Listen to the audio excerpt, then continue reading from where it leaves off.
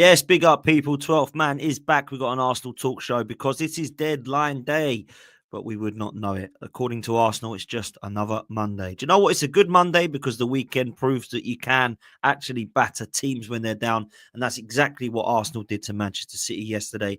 But we have done enough talk on that over the last day or so. And do you know what?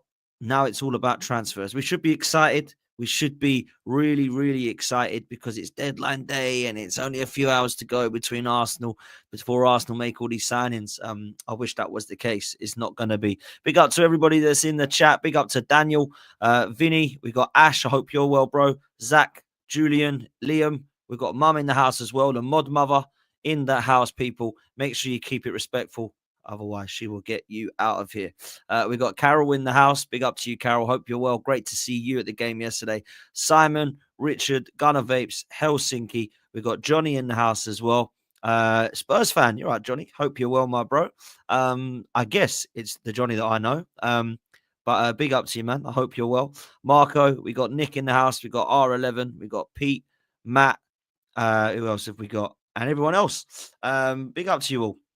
Really appreciate you all being here to talk all things transfers, which isn't going to be very much. Make sure you are following Reality Raffles. They've got an unbelievable opportunity at Reality Raffles. Links in the description to win £100,000. Make sure you're in with a chance for this. The tickets are available. All you need to do is use the code FTM10. You get 10% off. Make sure you're in for the £100 cash. And of course, the Mini Cooper. You can get a £13,000 cash as well, but you get £500 on top of the Mini Cooper JCW.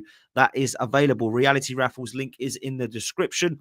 Or if you aren't interested in cash, which I think most of you would be, or cars, which I think probably most of you would be, then you can win a brand new iPhone 16 or £600 in cash as well. And it is not just these prizes. Go to Reality Raffles. They've got unbelievable football prizes as well to win tickets to games, brilliant tickets opportunities for concerts at Wembley and other grounds, other venues, brilliant music festivals and concerts for you guys as well. So please make sure that you are following Reality Raffles. Make sure you hit a like on this. Make sure you subscribe. We are very, very close to our next target, which is 35k. But we do want the big one, which is the big 4-0. So please make sure you've hit subscribe and you've liked the video. I don't really know where to start, if I'm honest with you, other than to say that I'm disappointed and I'm frustrated, but I'm also not shocked or surprised. Because what happens at Arsenal is we get our hopes up. We believe, and it's the hope that kills us. I don't have any belief that Arsenal are going to sign anybody. And what's even more frustrating is that there are players out there that are available. And also there's players out there that have signed for other clubs that we could and should have gone in for. I look at the signing of Kvaratskhelia at PSG for £63 million. That would have been an absolute steal. I look at the scenario of others that are either going or being rumoured to go. Omar Marmoush to Manchester City would have been a fantastic signing for just £50 million. Nico Williams has a release clause of £49 million. Victor Gyökeres has a release clause of £84 million. And Victor Osimhen is available as well. Now, some people are saying we can't afford them because FFP. Other people are saying that we can afford them and we're nowhere near PSR. I don't know what to believe anymore. I kind of want this transfer window to just die so that we can just close it and get on with life. I believe what we are seeing right now at Arsenal, what we've got is what we have to believe is good enough. And that's Sterling, Trossard, Martinelli, Nwaneri and Havertz. There's no room at the moment for anybody else, although Saka and Jesus are injured. And at the moment, we've put ourselves in a Kai Havertz situation where if he gets injured, we literally have absolutely nobody that can cover for him. We'd have to play Trossard up top or maybe even Raheem Sterling in the false nine. It would be disastrous. But that's the position we left ourselves in, people. That is the position we have left ourselves in. There is absolutely no news whatsoever on anything from Romano or Ornstein in relation to Arsenal. Now, there was some murmurings and some rumours that we might be going in for a release clause that could be activated today. It doesn't look like Watkins is going to happen now. Nico Williams, it believes to be a summer move. Zubimendi and Sesko, potential summer moves. Isak, unattainable and could even be unobtainable in the summer. Kvaratskhelia has gone. Marmoush has gone. Who else is left? I don't think it's going to happen, people. I really don't. Let me know in the chat who you want us to sign and who you think would be a realistic signing in the next 7 hours or so. That is all we have got left. It is not good, people. It is not good. What's frustrating to me is that there are other clubs that are moving, and people will look at Liverpool and say they're not doing anything. Yeah, Liverpool don't have to. Liverpool have got the best squad in the league right now. Manchester City did have, but we've seen quite quickly that this season, a lot of them have hit decline altogether. And we saw yesterday what happens when that comes together. Now, what I will say is there is stuff to talk about. Unfortunately, though, it doesn't look like it's going to be anything that's too exciting. I'm going to share it with you. AFC stuff, big up to them. Make sure you're following them. They put it all together very nicely, as I say before. Mikel Arteta yesterday said in his post-match interview on Business on Deadline Day that I think we've been very clear from every angle what we want to do. The other one is the reality and what you're able to do. It's always possible. Now, some people might think that's waffle. I think that's a message to say, I'd love to do something. We clearly need to, but it doesn't look like we're able to. Now, why is that? If we want to, why are we not able to? Is it the Kroenke's not giving him any more money? That's option A. Option B is the players we want are not available. Option C is that we don't actually want anyone. Now, I'm sure it's not C. I'm sure he does want players. He's come out and made it quite clear. Option B would be maybe the players that he wants aren't available until the summer. Or option A is there are players available, but the Kroenke's aren't going to give the funds for this window and for the summer. Now, Turkish has said quite a few times it's a delicious, delicious window. And I agree with that. We've been linked with Ollie Watkins. Not that I think that would be a delicious signing, but it would have been a massive upgrade on Havertz. Nico Williams has a release clause. That would be a good signing. Lookman, I believe, does as well, although he's injured at the moment. Gyökeres has got a release clause. Osimhen, there's a release clause. And there's players like Jonathan David, who's available for a free in the summer. There has also been talk of Premier League players in the past. Semenyo, Cunha, Kudus, João Pedro, Mbuemo. But none of those, it seems, are coming to fruition. So it does really surprise me that we have got absolutely nothing that we are being linked with. Big up for the super sticker, my bro. I really appreciate it, Prom. Thank you so, so much. Please do me a favor, people. Make sure the 300 of you in here have hit like and subscribe. The 2 buttons that are free. Like, subscribe. We've only got 42 likes, with 300 of you in here. That's mad. Hit the like button, subscribe. 2 buttons that are free. Please make sure you support the channel in that way. Thank you so much. And big up to you for all of your comments, interactions, super chats, and super stickers. I will try and get through as many as I can. But put in the chat anybody that's realistic that you think we should be going for. Because there's targets out there, there's players out there. And we're going to talk about it. Now, look, Mikel Arteta has said this. He's been clear from every angle what we want to do. That basically says we're short and we want to sign someone. The other one is the reality and what we're able to do, which means for some reason we're not able to get the players that we would like to. It's always possible, he says, however. Now, does that mean that a last-minute move is happening? I hope so, but I'm not too sure. There has been an outgoing, though. Everybody knows the youngster Maldini. Maldini Kakuri, at 19 years old, has joined Bromley on loan for the remainder of the season. We wish him the very best of luck. Obviously, the game time was not going to be happening. Now, I quite like the look of him. I don't think he's going to go to the top, but certainly it's a player that I think has a bright future. And let's see. Is he going to be a potential Daniel Ballard, or is he going to be someone that can come through and be more of a regular starter for Arsenal in the near future? I think we're yet to see that, if I'm honest with you. Big up to all of you that are here, that are just joining. Make sure you hit like and subscribe. We've got John Cross on Arsenal.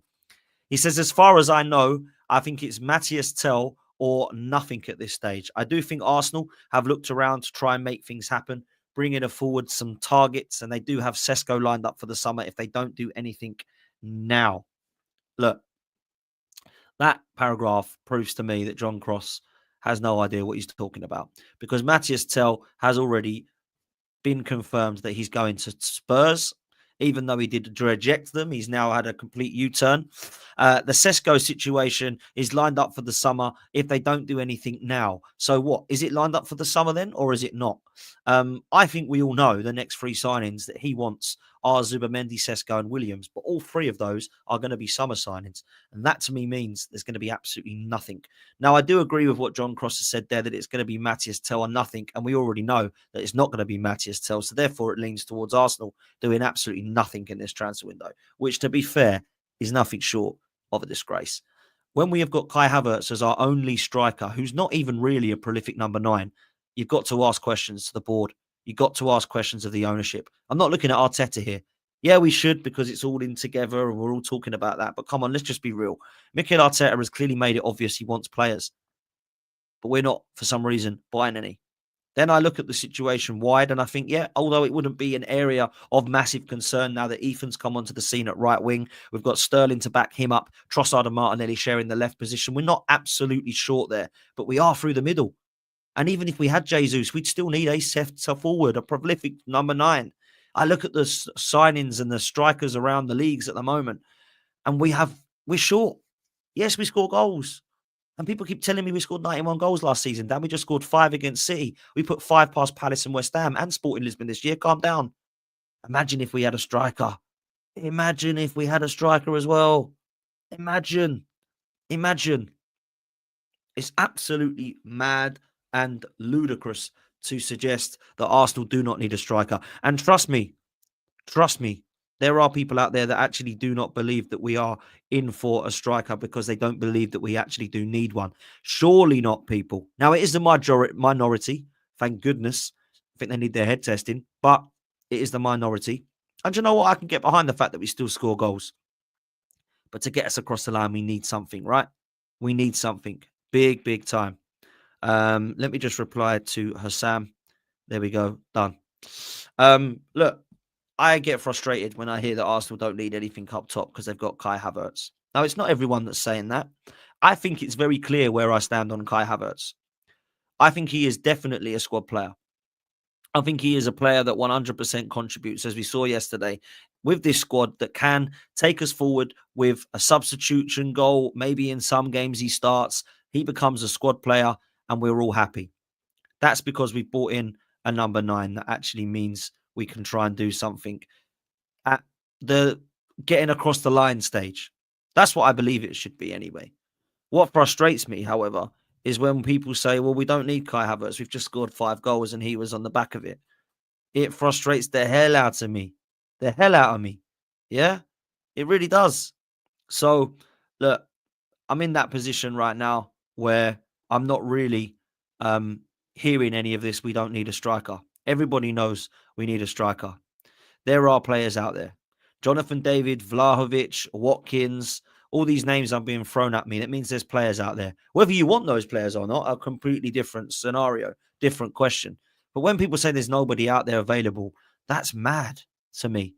That's mad. That's saying there's nobody out there scoring goals other than Kai Havertz, who's got 9 this season.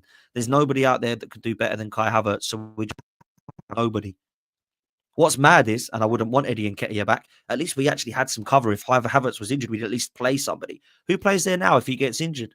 Trossard or Sterling? It's absolutely mad, guys. It's mad. So I can't get behind that, I'm afraid. Prom is a new member. Big up to you. If you would like to be a member of the channel, all you need to do is hit the like, subscribe, and join button, and you can become one of our 12-man members. We're getting more and more of you. Thank you so much. That really does mean a hell of a lot. We've got Adam in the house, who's a member. We've got Prom as well, who's a member, and there are others on the stream watching live at the moment who are as well, like Aaron. Big up to you, bro. Make sure you do us a favor and hit that like and subscribe button, people. There's nearly 500 of you in here talking about Arsenal transfers that are just another Monday morning as far as we're concerned, or should I say a Monday afternoon. It looks like the next 7 hours are going to be pretty dead as far as Arsenal are concerned, right?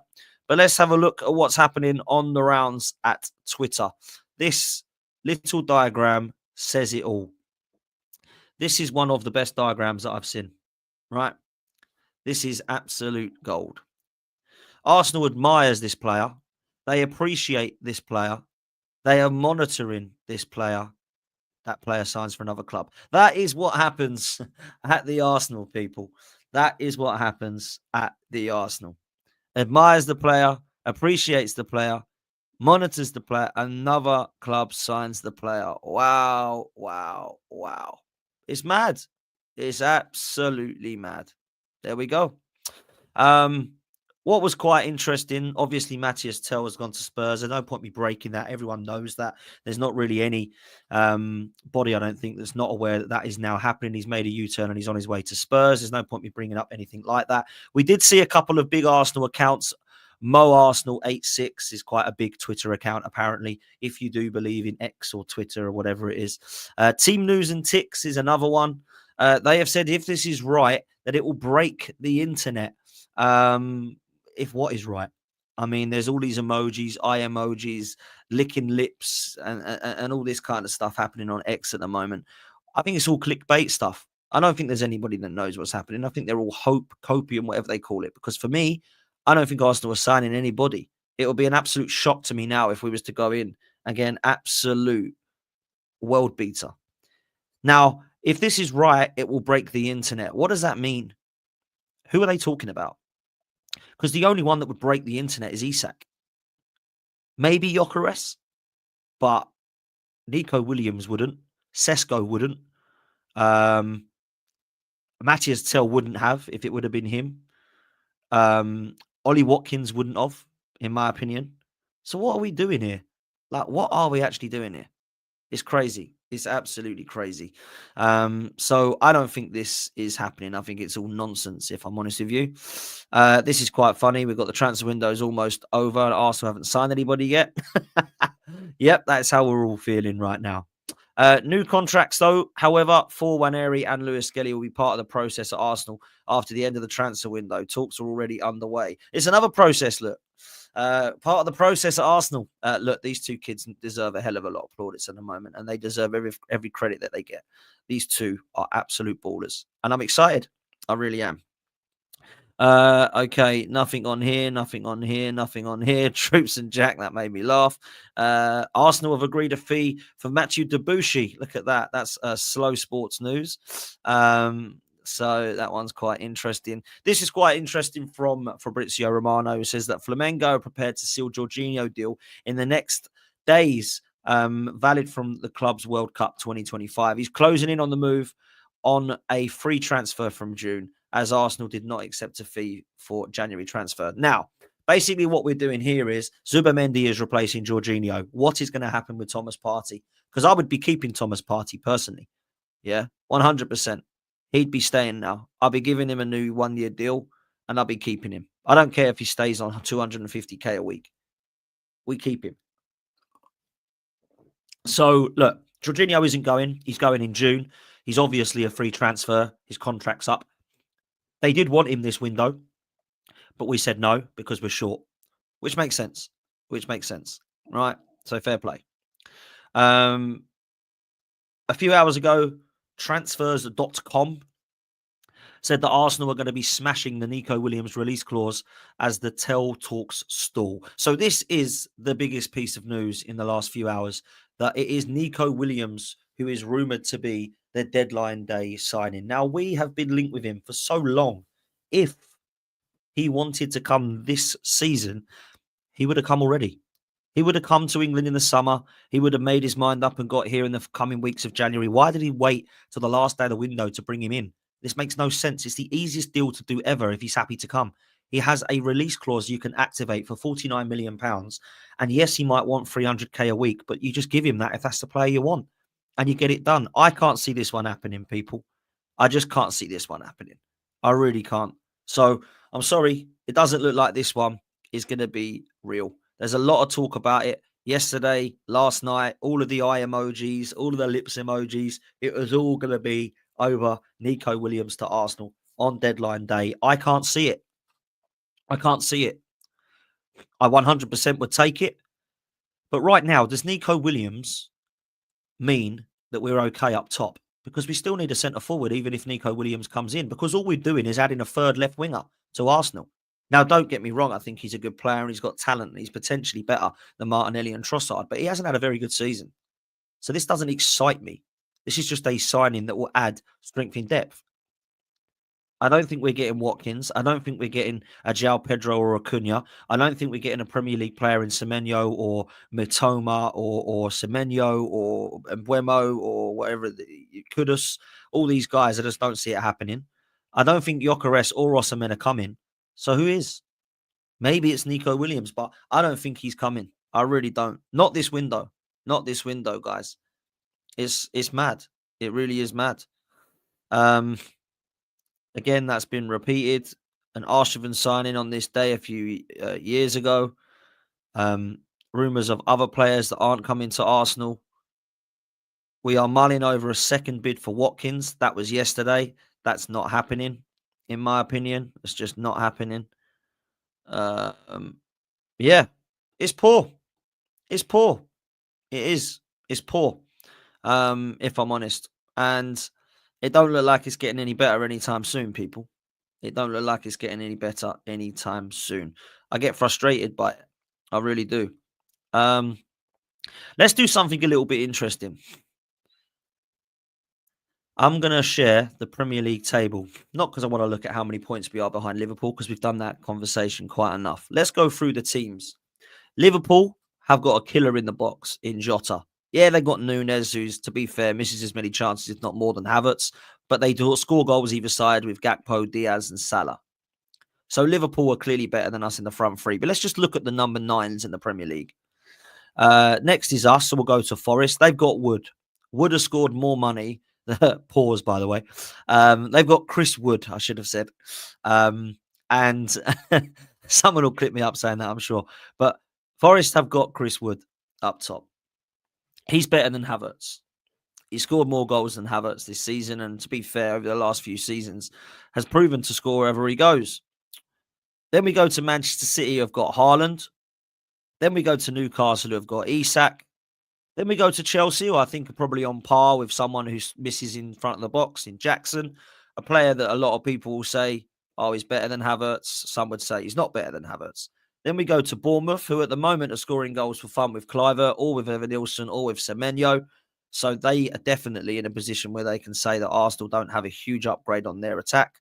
Aston Villa have got Watkins and Duran. Duran's now gone, but Watkins is definitely a guy that would walk into Arsenal's side. Fulham have got Jimenez, so people would say Raul Jimenez would not walk into Arsenal's 11. He's on the same amount of goals as Havertz, and he's playing for Fulham. I'll let you debate that one. Brighton have got João Pedro. They had Ferguson, who's gone to West Ham, and they've got Danny Welbeck. Brentford have got Vissa and Mbuemo. Palace have got Mateta and Eze. We've got Manchester United, who I can quite honestly 100% say that is undebatable that we have a better front line than.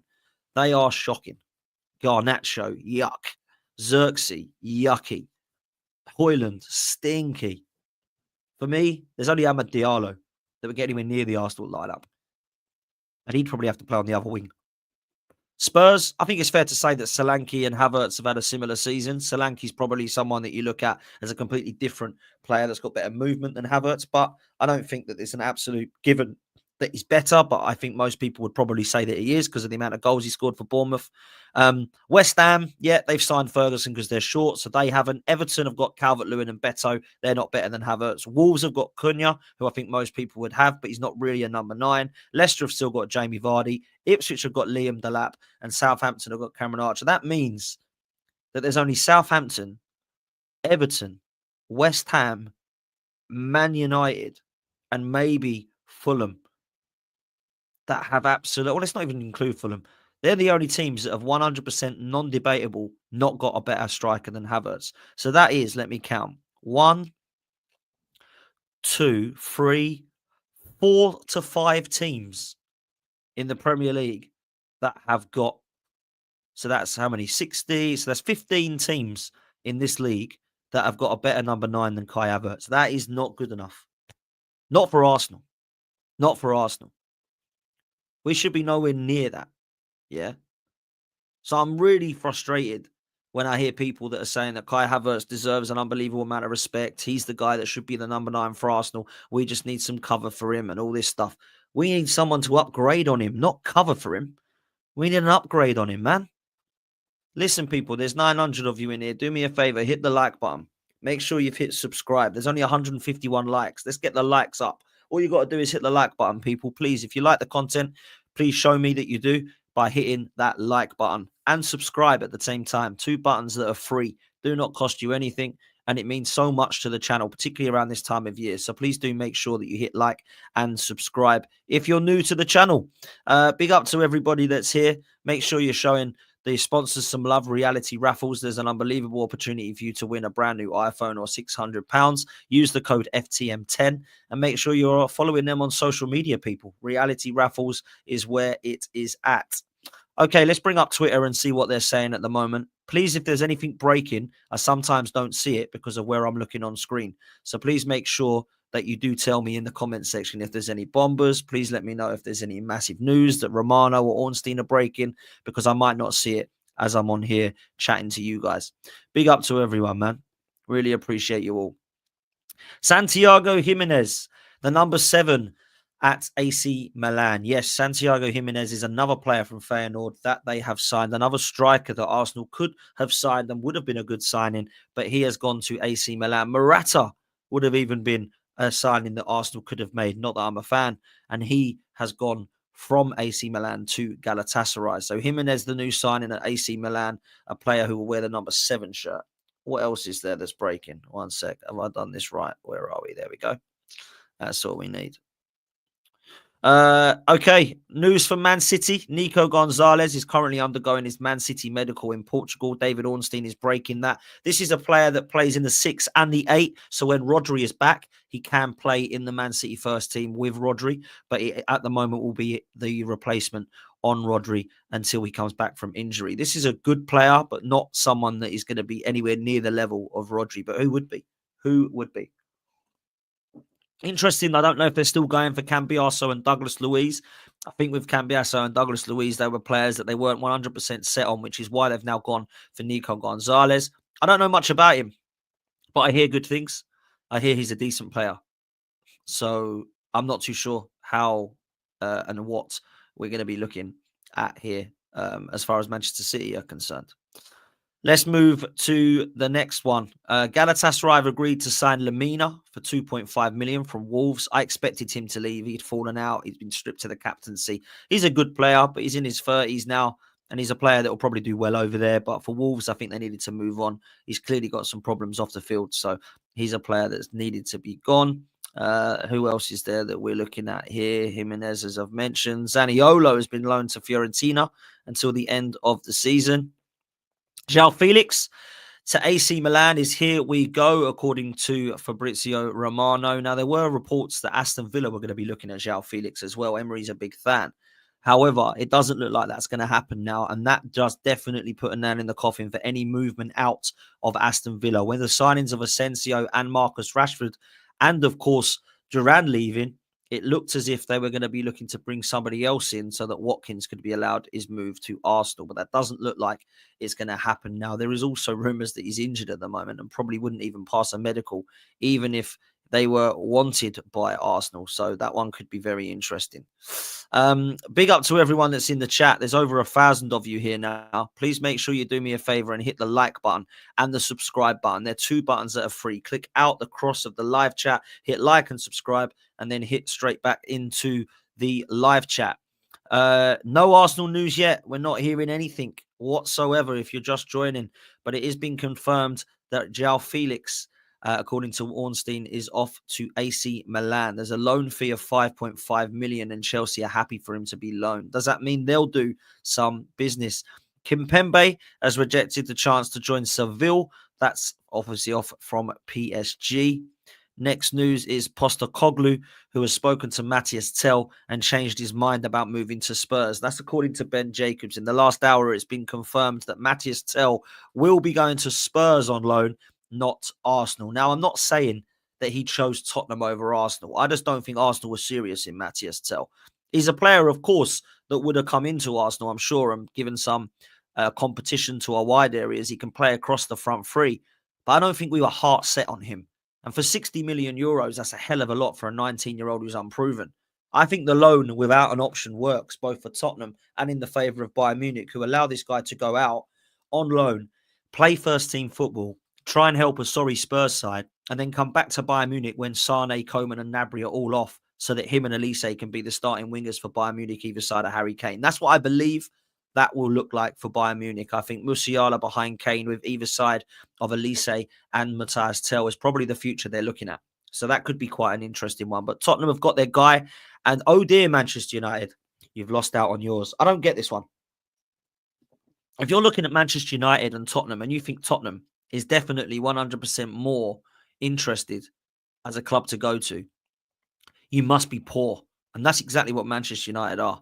How can Man United be in a position where Tottenham is more of an exciting future? It's absolutely mad. Big up to everyone who's just joining, man. There's 1.1k in here now. That's absolutely mad. Do me a favor and hit the like button, please. We've only got 250 of you that have done that. So please make sure you hit the like and subscribe button. We should easily get that up to 500, seeing as how many there are of you in here. So please make sure that you do that. Okay, moving on from Spurs. What have we got? What have we got? What have we got? Yeah, this is interesting. Man City have spent over 200 million this January transfer window alone. That's on Marmoush, Nico Gonzalez, who's coming in today, Huzanov, and Victor Hayes. Now, when you look at Hayes and Huzanov, they're definitely promising. That's quite a lot of money, isn't it? 40 million euros for a promising centre-half, 40 million euros for an 18-year-old centre-half, and then, of course, 60 from Gonzalez and 75 million. I didn't think it was that much. That's obviously euros. I think it's about 57, 60 million, something like that, for Marmoush, who I think is a very good player, by the way. But that's a hell of a lot of money for Pep to be spending in January. They must be in trouble. Frankfurt in negotiations with Galatasaray for the loan of Batshuayi. My goodness, I didn't even know he was still playing. That is absolutely mad. It's absolutely crazy. Yeah, Batshuayi. I completely forgot about him. Nico Gonzalez has already left Porto's training camp. He's on his way to Manchester City. We know about that. Santiago Jimenez to Feyenoord is a done deal. This is all in the last hour or so. Another one about Gonzalez. West Ham, interesting. They've signed Evan Ferguson on loan. Now, people. Thank goodness Evan Ferguson and Marcus Rashford have been loaned out to clubs outside of Arsenal, because there was a worry that we were going to get rid of one of our loans in Neto and Sterling so that we could bring another loan in. And that was looking like Evan Ferguson or Rashford. Now, luckily, Rashford's gone to Villa. Ferguson's now gone to West Ham. And do you know what? I actually think both of them are good moves for clubs of that size. I think Aston Villa might be able to get something out of Rashford under Emery. Whether it's going to be a 30-goal season, Rashford, or not, I'm not sure. Evan Ferguson, first-team football under Graham Potter, who knows him, playing for West Ham, who are desperate for a striker. He's got really everything to play for there, if I'm honest, with no pressure. I think he could be a good signing. And if they get the right players in around him, the Kuduses, the Paquetas, the Bowens when he's fit, Somerville, I think they'll be able to feed him. And he's definitely got the profile to be a good striker, that's for sure. At 20 years old, you're looking at him thinking there's potential. So West Ham might have got himself a fairly decent signing there. That's for sure. Obviously, Matthias Tel has gone to Spurs, which we know about. There's no breaking news there as such. Everybody knows that now. So Maximan is going nowhere. He won't be going to Napoli. Where else are we? We've got breaking news from Man City, which we spoke to you about, João Felix. Some of this is being repeated. Interesting from Chris Wheeler. As things stand, Manchester United are not expected to make any signings before the window closes. That means these four players are their only attackers from now on until the end of the season. Højlund, Xerxes, Ahmad, and Garnacho. With Rashford going and Anthony going, surely they're short, right? One of those, imagine if Ahmad gets injured. That got them free. Absolutely embarrassing. Sorry, man. Unless they've got some kids coming through like Arsenal have got with Ethan Nwaneri and Lewis Skelly. That is absolutely embarrassing from Manchester United. Look at the state of that attack. Look at the state of this attack from Manchester United. It's absolutely embarrassing. Absolutely mad. I can't believe that is how bad Manchester United are after spending 1.4 billion in the last few seasons under Ten Hag. This Ineos have come in and they've allowed Amorim to do what they want, but really and truly, they're going to need a lot of players. How many of this Manchester United squad do you rate? I don't rate their goalkeepers. I think they've got okay fullbacks. Mazraoui looks promising. Dalot I've always thought was fairly solid. I like the signing of Patrick Dorgu from what I hear. Fair play. But other than that, no, I don't rate their other fullbacks. Their centre-backs are questionable. When Evans has been your best one in the last 2 years, there's worries. When Maguire's still getting in your team, there's worries. Lenny Yoro has not had the best start at Manchester United, but it's not fair to judge him as an 18-year-old to walk into this mess. Sandro Martinez is now out for a while. I'm not sure he's a centre-half because he's about 4'2". And De Ligt has come in and has not really lit the place up, has he? So in midfield, you move to. I like Kobbie Mainoo, and I think he's got a good promising future. But does he fit into an Amorim system? Question marks. Ugarte, yeah, good player. But is he going to take him to next level? Casemiro needs to go. Bruno Fernandes is not a leader. He's not a captain. Then you go to Eriksen. Likewise, he's had his time. And then you go to that front three, that front four that I've just looked at here. Højlund and Xerxes. My goodness. I mean, let's be real. It's poor, isn't it? I thought Arsenal's front line was bad. Look at the state of this. My goodness. Unbelievable. This is probably the most exciting deal of the window so far. Wolves and Leicester are in talks over a swap deal. Connor Cody for Craig Dawson. I mean, when I heard this, I actually thought it was a joke. I mean, who is actually worse there? Who gets the worst deal there? Does anyone believe there's a worse player or worse combination of these two? I mean, they were good in their day when they first burst on the scene, but my God, how old are they now? They've got to be nearing 35 each, and they're going to do a swap deal. Do you want this crap for this crap? Oh, big up to Cody and Dawson. They've been good players over the years, but my goodness, that is absolutely ridiculous. Craig Dawson for Connor Cody. I mean, that to me right there suggests that Leicester and Wolves probably belong in the Championship, right? And big up to Locks and big up to Little Dan. But come on, man. That is absolutely crazy. Like, absolutely crazy. Strasbourg have signed Barco from Brighton. No massive news there. This is interesting. This is interesting. Get excited, people. Get excited. It's involving Arsenal. 2 hours ago, Tuto Sport have suggested that Arsenal are scouting Nico Paz ahead of a potential future transfer. Nico Paz, people. Nico Paz. Does anyone know who Nico Paz is? Let me find out, because I've never heard of him. Nico Paz. Oh, he plays for Como. He's under Cesc Fabregas right now. He was born in 2004. He's a 20-year-old. He's in the Serie A. He's in the Argentina national team. And he is a midfielder. I guess he's an attacking midfielder. I don't know.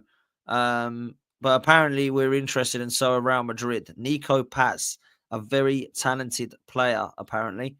No idea who he is. Let's take a look at his stats. For Como, he's played 21 games. He scored 5 goals and got 3 assists. So he's obviously someone interested again. Why are we always interested in players? Why can't we just sign them if we actually think they're any good?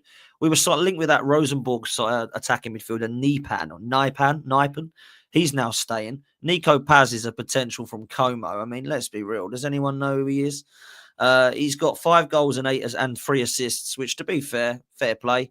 For Argentina, he's played 1 game. That's it. He got 1 assist.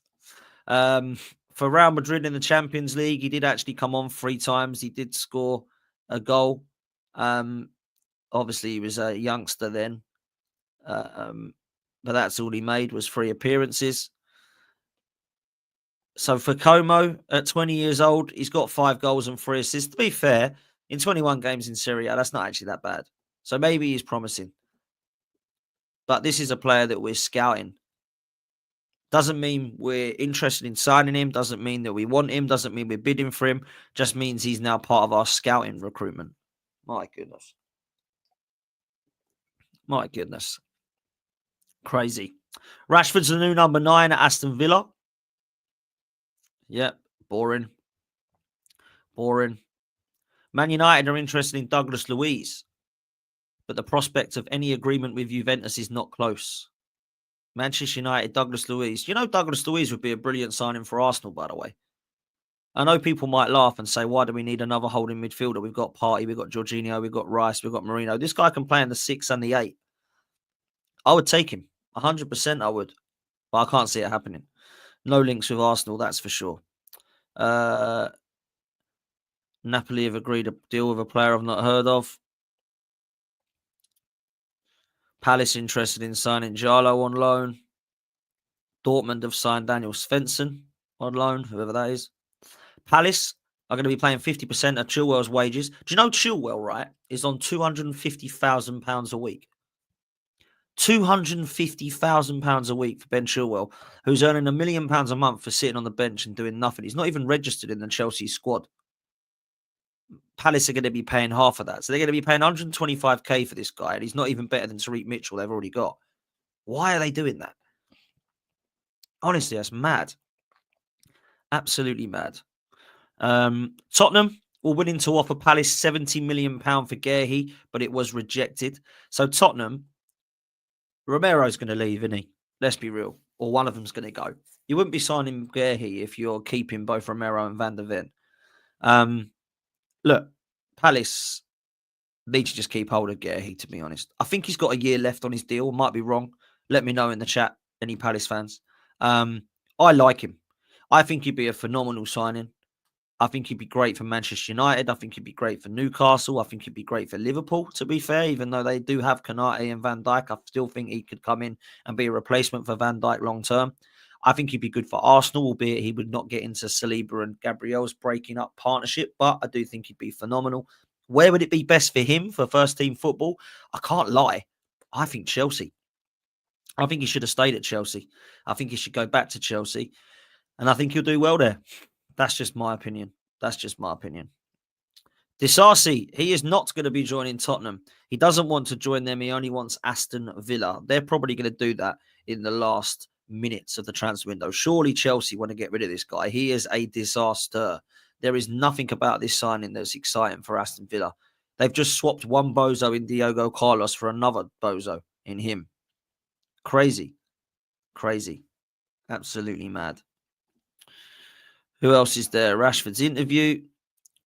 This was an old Arsenal player. Marseille, they've made a loan offer for Ismail Benacer or Benacer. Benacer. I don't know how you say it. Never have. Option to buy for 10 million euros. The player's attracted by the project under De Zerbi. That could be interesting. Apparently, Rob Holding is going to Sheffield United, by the way. Rob Holding. Crazy. Ipswich have signed another goalkeeper.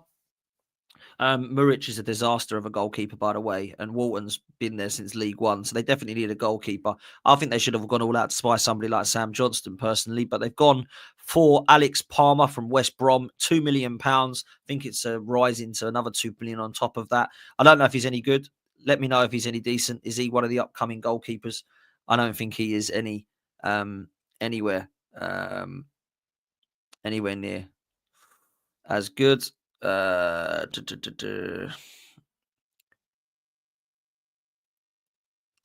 that we're going back a bit far here now. We're going back to a few hours ago now. So let's stop from there. Look, interesting when you look at what's happening elsewhere. But what are we doing? That's what I want to know. What are we doing? It's absolutely mad.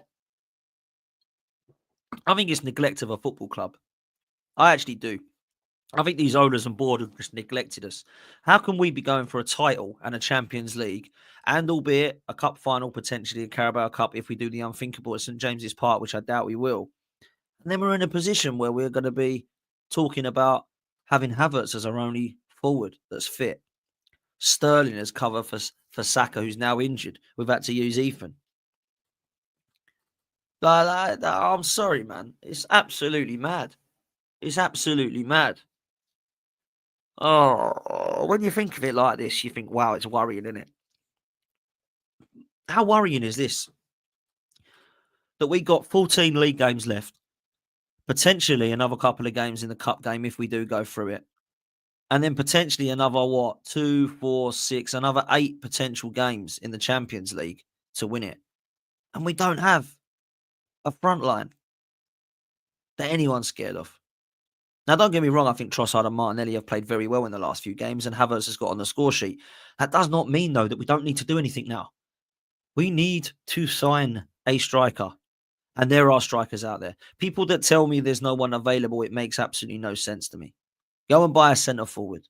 If it's not going to be Isak, which it doesn't look like it's going to be, even in the summer potentially, then go and see if you can get Sesko if that's the one you want. If you can't get him, go get Victor Osimhen. If you can get Gyökeres, go release the clause. If you want to go and get Jonathan David at this stage, I'd rather you go and do that because he would be better than what we've got, which is nothing. Go and do something, man. I'm sick of it. Absolutely sick of it. João Pedro would be a good signing from Brighton. He'd be available. He'd come tomorrow. Why do we sit there and just do nothing? I get so frustrated.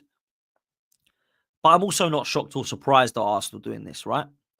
I'm not in a scenario myself thinking, my goodness, Arsenal aren't, I'm stunned that Arsenal aren't doing anything. We know how this works. We've been here before. Are the Cronkies telling Mikel Arteta, we've given you enough money, mate? Are the Cronkies saying to Mikel Arteta, you can have any money, but it has to be for the signings you want, and Arteta doesn't believe they're available yet in this window? Or is there something else, another scenario? Arsenal are supposed to be going for a title this season and trying to win the Champions League. We have no sporting director. We have an interim of Jason Aito. We have the Cronkies that are more interested in American sports right now. And right now we have a squad which at the moment looks very stacked defensively, very stacked in midfield, stacked with goalkeepers, but has absolutely nothing up top. Blunt as a wooden spoon up top. And we saw yesterday that as much as Kai Havertz played well and scored a good goal, he missed an absolute sitter. That's what he does, man. He misses sitters. So it's fine to have him in the squad. I've got nothing against Kai Havertz coming and being a part of Arsenal's squad. I don't care.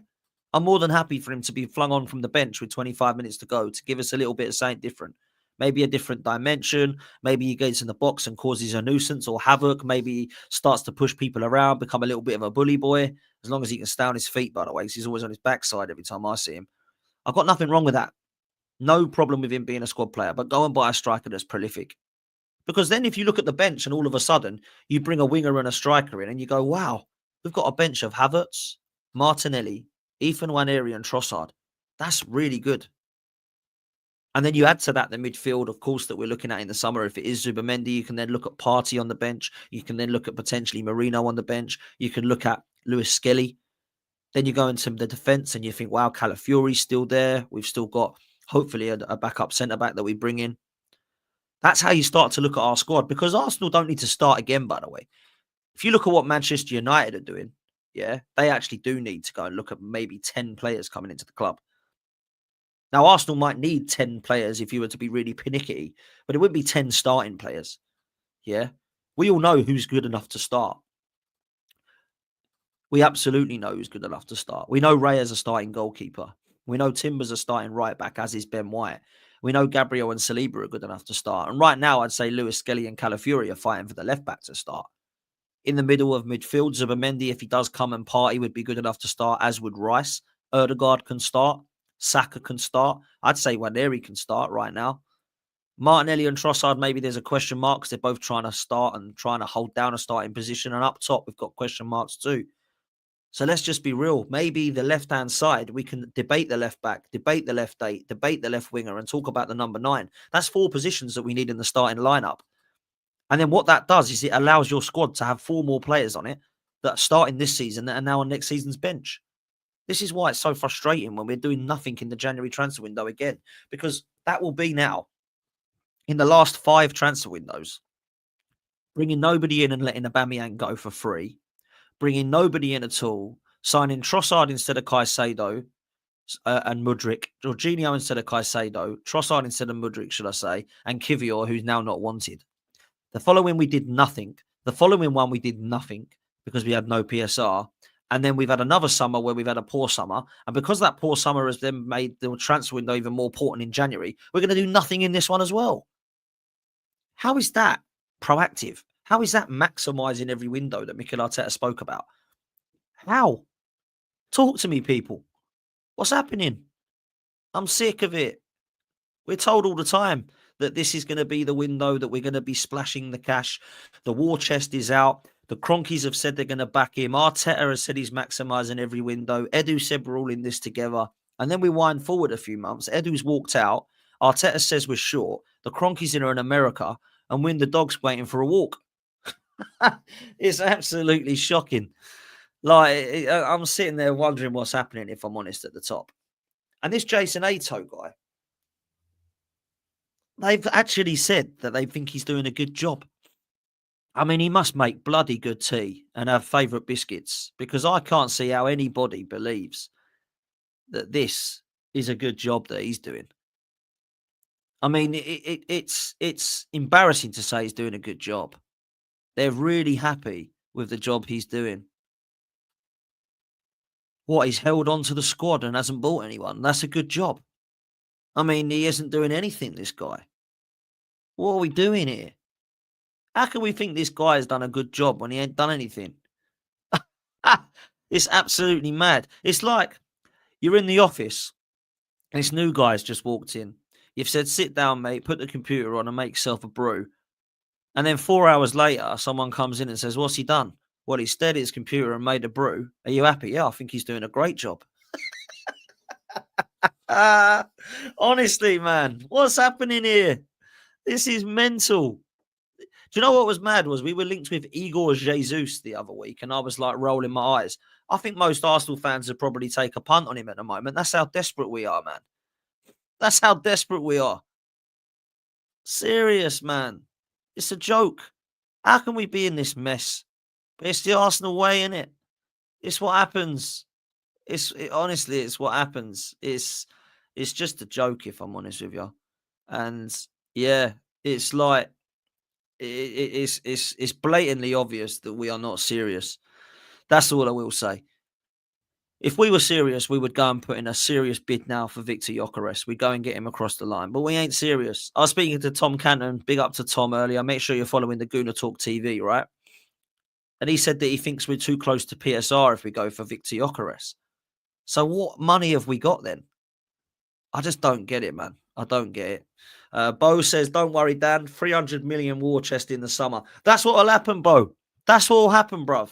We'll get told in the summer we got 250 million to spend and we're going to go all out. It's going to be fantastic and we're going to get this across the line, this across the line. Zubimendi's on the way. Nico Williams release clause activated. Sesko's going to be the new number 9. We're going to get a serious centre-back that's going to come in and challenge Saliba. All of this stuff will be told to us. Trust me. It will. It absolutely will. I'm sorry, but don't get excited by anything this club says anymore, because the last time Josh Kroenke told us to be excited, we signed Pepe. The last time he told us that we will be really happy with the end of the window, we got Sterling across the line. And this time we're being told we're really short in the window. We've got too many injuries. Something will happen will maximise each window. And we are signing zilch. This club lie to you, people. They lie to you. They all do. They've been lying to us for ages. But they're happy because every single seat in the stadium is full. We're back in the Champions League. We're competing for a title. And there's so many fans that are buzzing with that are running around roundabouts, screaming and shouting at the top of their hill because they're used to 8th and 5th. And now that we're coming second, it's job done. And the Cronkies are sitting back. Until we make an actual noise about this as a united fan base, nothing's going to change because they're quite happy.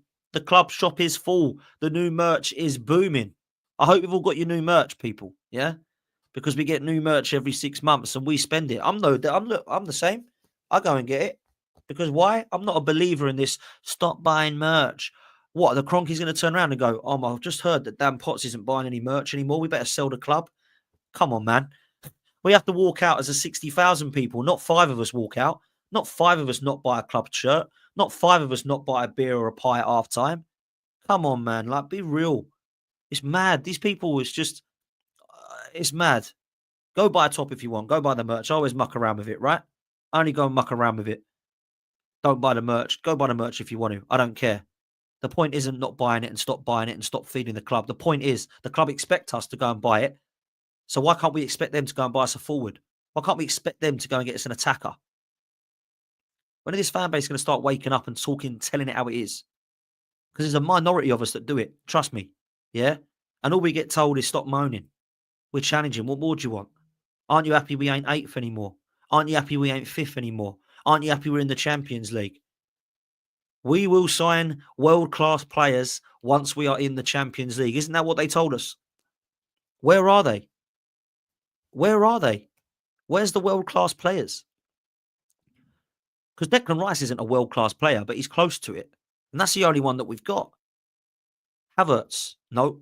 Raya, no. Timber, love him. He's not world-class, but I love him. Rice.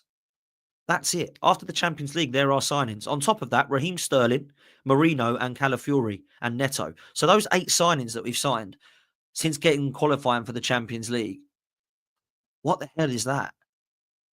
What the hell is that? We were told that we would build a foundation, which he did. Ramsdale, Tomiyasu, Ben White, Gabriel, Saliba. He's put together Zinchenko on top of that as well. And the foundation of Partey, perhaps Jorginho can be added to the mix. And then we would sprinkle it with gold dust. So I'm expecting an Isak signing to be sprinkled. Rice comes in, brilliant. Where's Bruno Gomares? Where's the likes of Kvaratskhelia? What are we doing on the right? Are we bringing in someone for Saka? Are we going to get that world-class attacking 10 that Odegaard can drop in the 8 or perhaps have competition with a Florian Wirtz or somebody like that? Oh, it's not FIFA. It's not Football Manager. Well, how did Chelsea and Man City do it then? Ain't that what we're supposed to be doing? Because in the last 2 decades, they've been the 2 most successful clubs when it comes to trophies. How have they done it? I thought it was FIFA. I thought it weren't FIFA. I thought it weren't Football Manager. So how did Chelsea keep doing it then? Now, I'm not talking about Chelsea now because it's a laughing stock. But back then, when they were signing Drogba and they had Joe Cole and they had Arjen Robben and they already had Lampard and added Makelele to that and they added players at the back like Carvalho to partner Terry and Ashley Cole off of us. How did they do it? It's not FIFA. What about Manchester City when they signed Kevin De Bruyne and they had David Silva and they had Aguero and Yaya Toure and they had players like Bernardo Silva and even Raheem Sterling who they bought for mad money. Jack Grealish, £100 million. It's not FIFA. It's not Football Manager. Oh, there was no PSR back then. Well, apparently there was, we were told. People just never ignored it. Honestly, it's mad. It's absolutely mad. They had a sugar daddy. We've got a sugar daddy. Do you know how much the Cronkies are worth? You'd be stunned if you knew how much they're worth. They earn more money than anybody in the Premier League alongside the Man Cities and Chelsea of this world. They are multi-billionaires. But they're not interested in taking Arsenal forward. They're more interested in the Nuggets. They're more interested in the Rapids. They're more interested in the Rams. They want those guys to be the winners. But do you know what they do? They do one and done. We won the Super Bowl, we're done. We won the NBA, we're done. We've got this, that, and the third, we're done. With Arsenal, they don't even want to get us one and done. They just want to get us Champions League and done. Trust me, we're going to be in a position at the end of this season potentially getting Champions League football and no trophies if we don't win the League or Champions League. It's the only 2 things we can win right now, right? Or the Carabao Cup, which I don't think we're going to get because I think Newcastle will beat us, right? Over the aggregate score. So they're going to get top 4 again, no trophies, and go, right, happy with that. That's brilliant. Season's sold out. 30,000 people on the waiting list. Shops booming. They don't sound very unhappy to me, these fans. Let's go again and tell them we got 250 million. It's so obvious. We've seen this movie before, people. We've seen this movie with Arteta and we've seen this movie with the Cronkies. We've seen the movie with Arteta, which is win, win, win. Oh my God, we're going to win the league. Cluster of bad results, go out the cups. Win, win, win, win, win. Oh my God, we might be able to pull this back. Then we get to the end, we lose, we finish trophyless, and then we look at the Cronkies. And the Cronkies go, we're going to give him a new contract, 15 million a year. Only Pep and Simeone own more than him. We're going to be able to get this guy to the next level. Keep that stum, be our shield, and these fan base will be happy because we'll tell them they're going to do this, that, and the third. We'll give you 250 million in the transfer market, which is what we'll tell them we'll do. And then you'll end up getting a last day minute deal where you'll bring in somebody across the line like Jack Grealish on loan. And then you'll be happy because you'll all be buzzing because it's Jack Grealish coming to the Arsenal. That's what will happen in the summer and we'll go again. And this is rinse and repeat.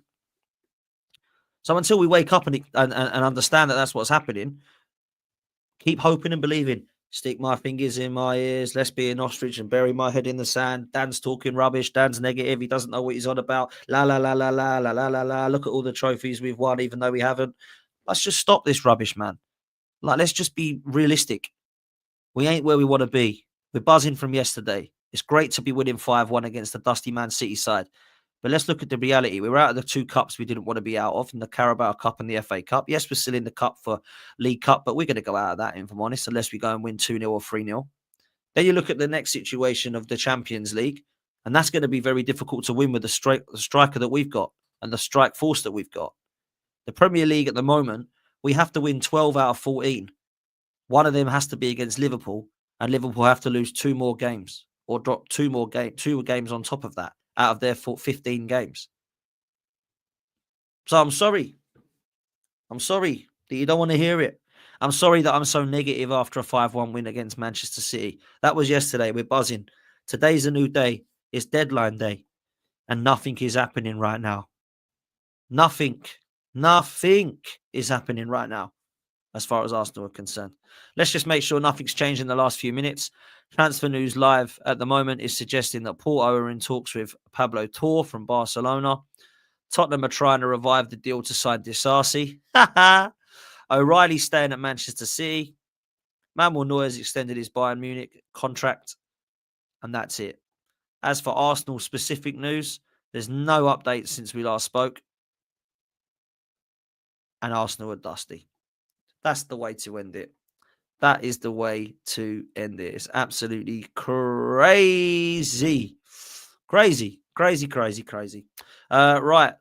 We are going to be redirecting you over to Hassam. Please make sure you go say 12th man sent me, Dan Potts sent me. Let's do these couple of super chats before we close. This comes in from Chaitanya, who says, we scored 5 against City. Arteta won't sign anyone now. Any half-decent finisher can win us the league. It's a shame. Now there's no one out there available, Chaitanya. Nobody available, my bro. Don't worry, Dan. 300 million war chests in the summer. We did that earlier, and it's absolutely bang on. Go spam the chat with Sam. Go tell him how much Liverpool are dusty. I wish. And make sure that you hit the like and you hit subscribe on this one. What likes me on at the moment? Well, on over 400. Let's get that up to 700 likes, people. Come on, let's hit 700. If we can hit 1,000, it'd be even better. Be unbelievable if we can hit 1,000. So, yeah, big up to you guys. Make sure you hit like and subscribe. I'm going to be back at 8 p.m. We've got Race for Europe where LB is going to get cooked. That's at 8 p.m. Yes, Monday Night Football will be on in the background. We would do it earlier or later, but the guys aren't available. So it will be 8 p.m. You'll have to have the football on mute in the background while you're listening to us. That will be good. Chelsea versus West Ham tonight. But please make sure you join us at 8 p.m. I might do something before deadline day if there's any news that breaks later. But if I'm honest with you, that'll probably be it because we are a joke of a club. Go make sure you spam Hassam's channel, Don Hassam. Make sure you say Dan Potts sent me, 12th man sent me, and we'll see you next time, people. Take care. We're out of here.